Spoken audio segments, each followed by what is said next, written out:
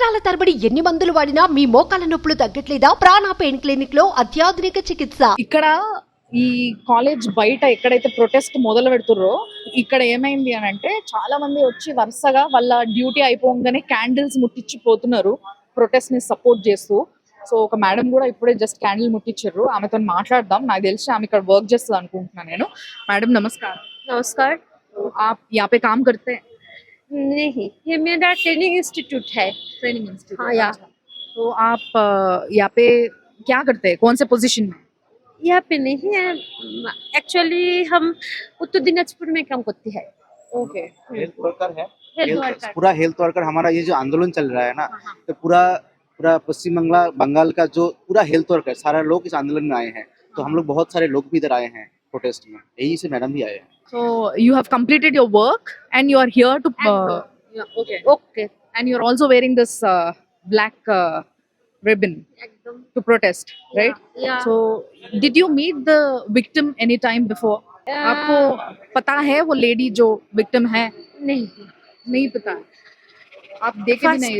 नहीं, एक लड़की, एक अर्थात एक वुमेन, একজন মহিলা, একজন স্টুডেন্ট, সবচেয়ে বড় কথা একজন মানুষ। ఓకే, ఒక స్టూడెంట్ గా ఒక మనిషిగా నాకు ఆమె తెలుసు తప్పితే పర్సనల్ గా తెలియదు అని అంటున్నారు ఆవిడ. అయితే ఇక్కడ హెల్త్ వర్కర్ గా ఆవిడ పని చేస్తున్నారు. పని అయిపోయిన తర్వాత ప్రతిరోజు క్యాండిల్ ముట్టించి పోతుంటారంట. సో భయ్యా आप यहाँ पे है ना, कितने दिन से आप?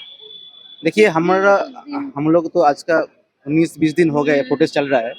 हम NRS मेडिकल कॉलेज के हैं। हम लोग ये जॉइंट मूवमेंट चल रहा है, तो आज रैली था, उस रैली के बाद हम यहाँ आए। मैं NRS से हूँ, ठीक है। तो अभी आरजीकर का ये धरना मंच में चल रहा हूँ। ये जो पूरा जो हमारा दीदी के साथ जो घटना हुआ है उसको पता चल गया है कि एक दीदी हमारा जो यहाँ पर चीफ मेडिसिन डिपार्टमेंट का PGD था सेकेंड ईयर का, तो उसके ऊपर जो ये जो नृशंस घटना हुआ है, जो उसके बाद हम लोग देखे थे जो घटना पर हुआ है, उसके बाद जो हुआ है, जो घटना हुआ है, तो हम लोग पहले दिन से ही देखे, पहला मोमेंट से ही कि यहाँ का जो अथॉरिटी है ये पूरा कोशिश कर रहा है कि जो एविडेंस है उसको ढाकने के लिए, उसका लेने के लिए, छुपाने के लिए कोशिश कर रहा है।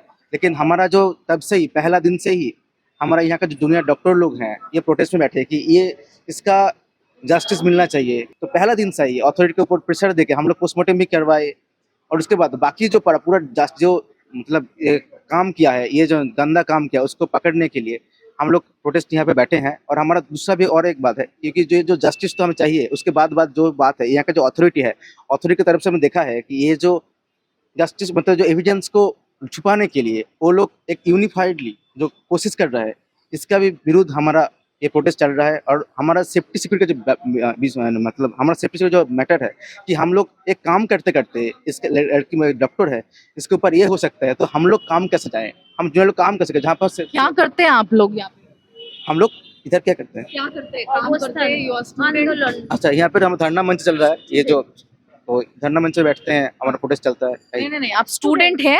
मैं यहाँ का स्टूडेंट नहीं हूँ, मैं NRS मेडिकल कॉलेज का एक स्टूडेंट हूँ। हमारा जो जॉइंट प्रोटेस्ट चल रहा है, तो जॉइंट प्रोटेस्ट की तरफ से हम लोग इधर आए हैं। आज हमारा रैली था, उसके बाद हम लोग इधर आए, हम लोग यहाँ बैठते हैं, प्रोटेस्ट करते हैं। और जो यहाँ पे आंदोलन चल रहा है, जो ये जो रेसिडेंट डॉक्टर है, PGDs है, इंटर्न है, स्टूडेंट है, सारा लोग इधर बैठे रहते हैं। हर कॉलेज में धरना मंच बैठे रहते हैं। ये चल रहा है हमारा। तो क्या है प्लान नेक्स्ट, क्या करने के लिए सोच रहे हैं आप? क्योंकि अभी तक 15 से 16 दिन हो गया, 20 डेज हो गए।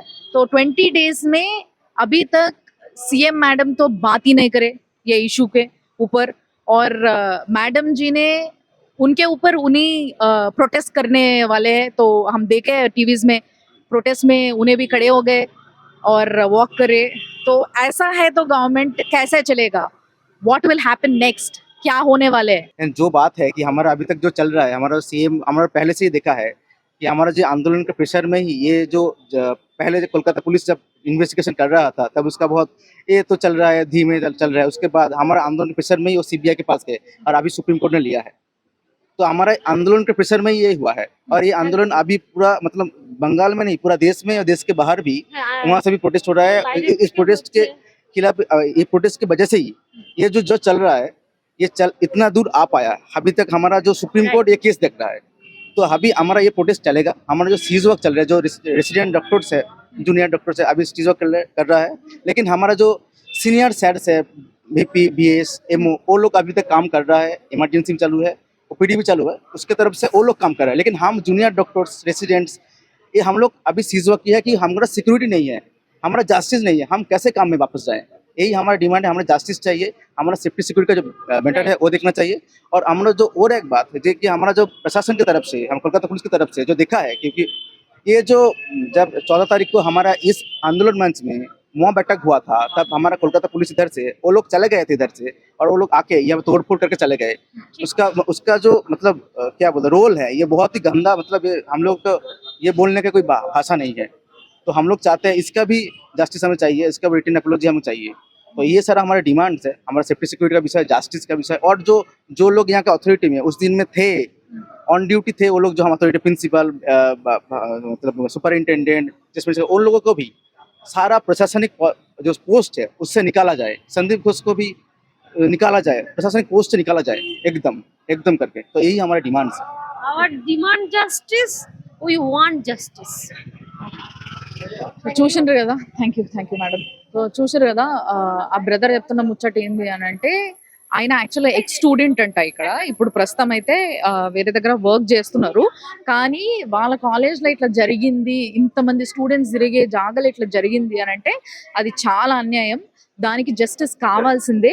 అండ్ ఇంకొకటి ఏంది అని అంటే, ఇక్కడ ఏదైతే ఈ కాలేజీ హాస్పిటల్ యాజమాన్యం ఉందో వీళ్ళందరూ కూడా ఏవైతే ఎవిడెన్సెస్ ఉన్నాయో వాటన్నిటిని దాచిపెట్టనీకి చూస్తున్నారు, బయటపడకుండా వాటన్నిటినీ కూడా చుపాయి లోపల పెట్టేస్తున్నారు, వాటిని బయటికి ఎక్స్పోజ్ కానిస్తలేరు. దానివల్ల చాలా నష్టం జరుగుతుంది. ఒక ఆడపిల్లకి ఇంత సేఫ్టీ లేకపోతే ఈ రోజు ఇలాంటి ఒక పెద్ద హాస్పిటల్లా రేపటి రోజు మేము ఎట్లా పనిచేయాలి ఈడ అని చెప్పేసి ఆయన ప్రశ్నిస్తున్నాడు.